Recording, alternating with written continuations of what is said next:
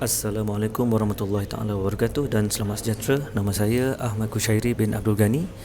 Nombor metrik P109340 dan saya akan membuat pembentangan mengenai paradigma penyelidikan bagi kelas Kaedah Penyelidikan Kualitatif GGGC 8014. Penyelidikan merupakan suatu usaha atau aktiviti penemuan secara kritikal dan sistematik bertujuan untuk menyelesaikan sesuatu permasalahan sosial dalam persekitaran yang tertentu, seterusnya menyumbang ke arah perkembangan ilmu pengetahuan sejagat.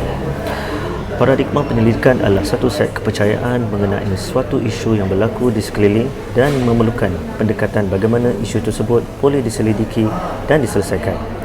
Ia memerlukan suatu teori, model, perspektif atau rangka konsep bagi membantu penyelidik mengorganisasi pemikiran, kepercayaan, pandangan dan menjadi penyebab penting untuk memilih kaedah yang bersesuaian bagi melaksanakan sesuatu penyelidikan.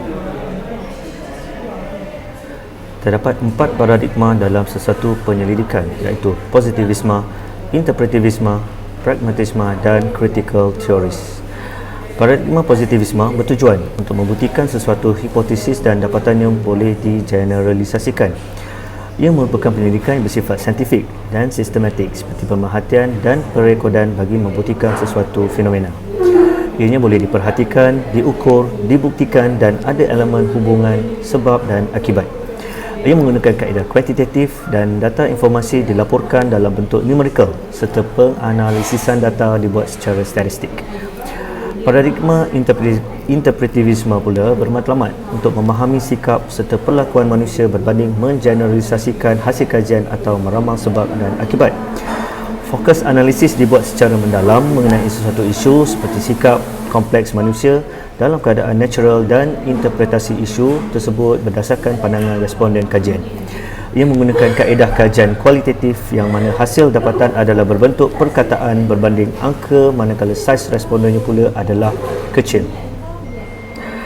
Bagi penyelidikan berpaksikan paradigma pragmatisme, ianya tidak tertumpu kepada mencari kebenaran atau realiti tetapi lebih kepada mencari kaedah terbaik untuk menyelesaikan sesuatu permasalahan sosial.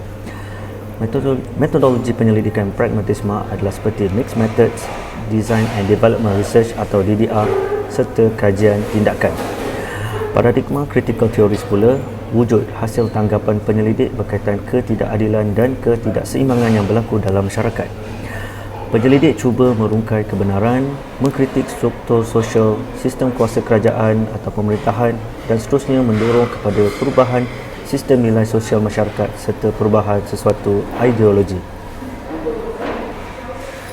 Kutipan serta pengumpulan data positivisme dibuat menerusi ujian standard ataupun standardized test berasaskan rujukan norma, norm reference, berasaskan kriteria atau criterion reference, aptitude dan juga pencapaian.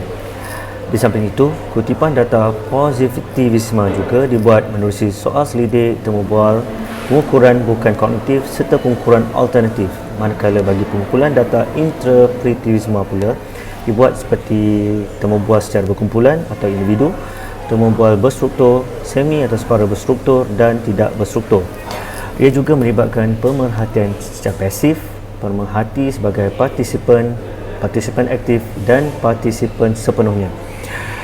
Penyelidik interpretivis turut membuat analisis dokumen seperti merujuk rekod awam, dokumen peribadi, bahan fizikal melibatkan peralatan dan dokumen yang dijana menerusi gambar dan juga video. Paradigma penyelidikan positivisme atau kuantitatif menggunakan pendekatan secara didaktif yang bermula dari umum kepada spesifik dengan merujuk teori-teori yang relevan terlebih dahulu.